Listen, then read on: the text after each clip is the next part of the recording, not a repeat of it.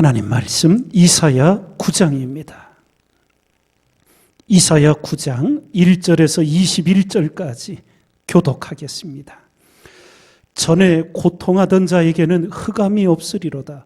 옛적에는 여호와께서 스불론 땅과 납달리 땅으로 멸시를 당케 하셨더니 후에는 해변길과 요단 저편 이방의 갈릴리를 영화롭게 하셨느니라.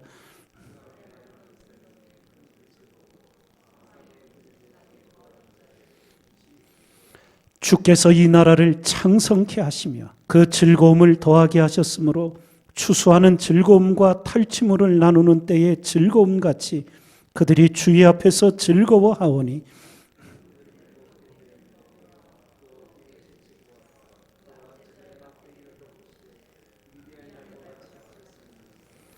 어지러이 싸우는 군인의 갑옷과 피 묻은 복장이 불에 섭같이 살라지리니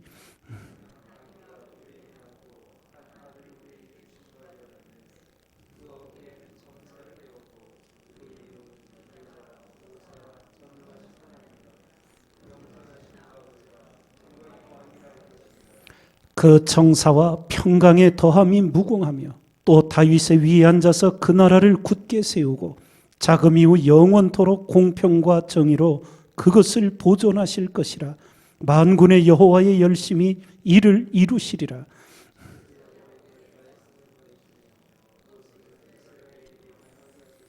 모든 백성 곧 에브라임과 사마리아 거민이 알 것이오늘 그들이 교만하고 완악한 마음으로 말하기를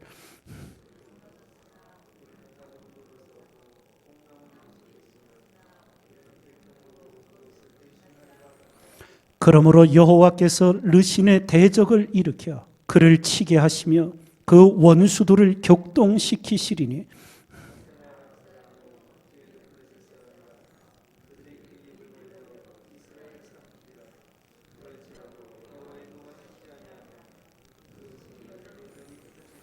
이 백성이 오히려 자기들을 치시는 자에게로 돌아오지 아니하며 만군의 여호와를 찾지 아니하도다.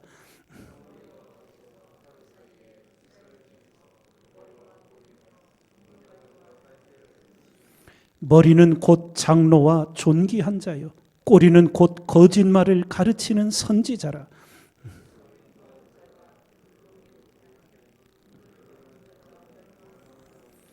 이 백성이 각기 설만하며 악을 행하며 입으로 망령되이 말하니 그러므로 주께서 그 장정을 기뻐하니 하시며 그 고아와 과부를 긍휼히 여기지 아니하시리라.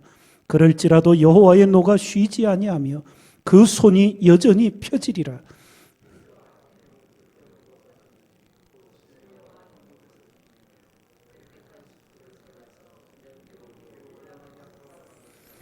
만군의 여호와의 진노로 인하여 이 땅이 소화되리니 백성은 불에 타는 섬나무와 같을 것이라. 사람이 그 형제를 아끼지 아니하며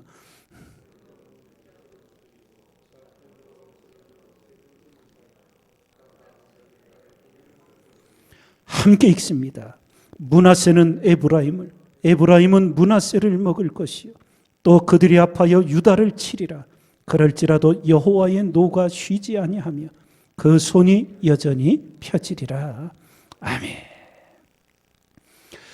오늘 말씀은 앞부분에 메시아의 탄생과 통치에 대한 예언이 선포되고 8절부터는 하나님의 백성이었지만 우상숭배의 죄악을 떠나지 않는 북이스라엘 백성들에 대한 심판이 선고되는 내용입니다. 먼저 메시아 예수 그리스도의 오심에 대한 예언의 말씀 속에 우리는 이것이 이미 성취되었고 마태복음 4장에서도 오늘 이 2절 말씀이 인용된 것을 잘 알고 있습니다. 흑암에 행하던 백성이 큰 빛을 보고 사망의 그늘진 땅에 거하던 자에게 빛이 비치도다. 하나님의 구원을 뜻하는 말씀이 선포되었습니다. 그러며 예수 그리스도가 우리 안에 오셨을 때 어떤 역사들이 일어나는지를 가르쳐 주는데, 먼저 즐거움이 충만할 것이라고, 평강이 충만할 것이라고, 공평과 정의가 충만할 것임을, 메시아의 오심으로써 이루어짐을 선포해 주고 있습니다. 여러분과 제가 하나님을 믿고 주님을 본받아 이 땅을 그리스도인으로 살아가며 어떤 이유로도 우리가 기쁨을 잃어버리고 즐거움을 잃어버리면 그것은 그냥 우리 삶의 어떤 한 과정이 아닙니다. 주님이 그 안에 계신 사람은 기쁨이 없을 수가 없습니다. 즐거움이 없다면 바로 예수님이 그 안에 계시지 않다는 증거입니다. 빨리 깨달으셔야 돼요.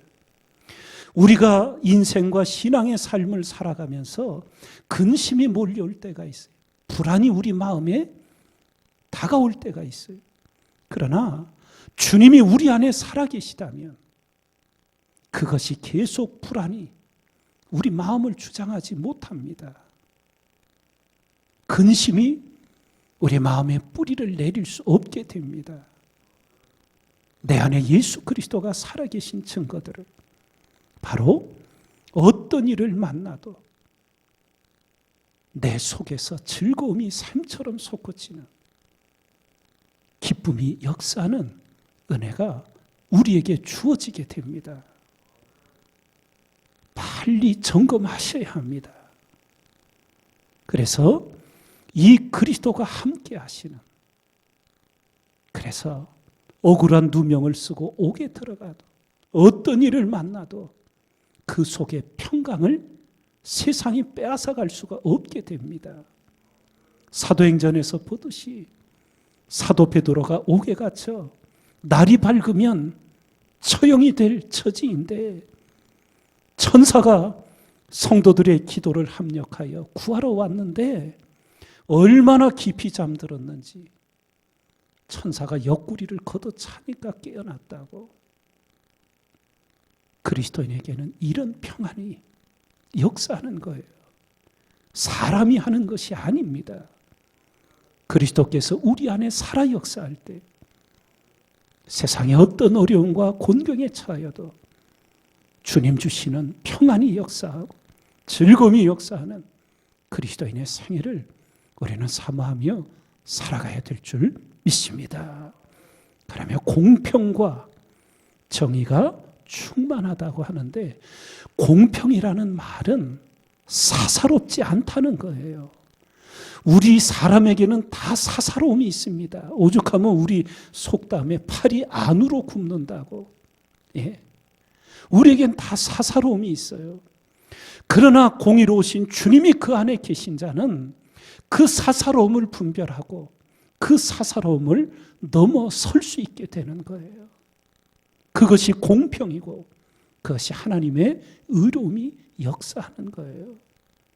우리 사회가 혈연, 지연, 학연으로 그렇게 움직이지요. 그리스도인은 그런 것들을 뛰어넘는 거예요. 사사로움을 이겨내고 공평과 정의로서 하나님의 뜻을 이 땅에 이루어가는 거예요. 그리스도께서 오셨습니다. 여러분과 제 안에 살아 역사하십니다. 우리가 영접하기만 하면 우리 안에 들어오셔서 우리와 더불어 먹고 마십니다. 그 주님으로 인하여 즐거움과 평안과 공평과 정의가 넘치는 그리스도인의 삶을 우리 모두 반드시 살아가야 될 줄 믿습니다. 이어서 이 메시아의 소망의 메시지와 함께 8절 이후부터는 북이스라엘의 멸망이, 하나님의 심판이 선포됩니다. 그 북이스라엘이 왜 하나님의 심판을 받는지 이유를 분명하게 기록해 주셔요. 첫 번째는 그들이 교만하고 완악한 마음을 품었다고. 두 번째는 하나님을 찾지도 않고 하나님께로 돌아오지도 않았다. 한마디로 회개치를 않는 거예요. 하나님이 경고하시고 돌아서라고 하는데 듣지 않는 거예요. 그러며 결국은 설만하며 이런 표현이 나오는데, 설만이라는 말은 하나님을 모독하는 거예요. 악을 행하며 말을 함부로 막 합니다. 예. 뭐 이래도 죽고 저래도 죽고 그냥 막 가는 거예요.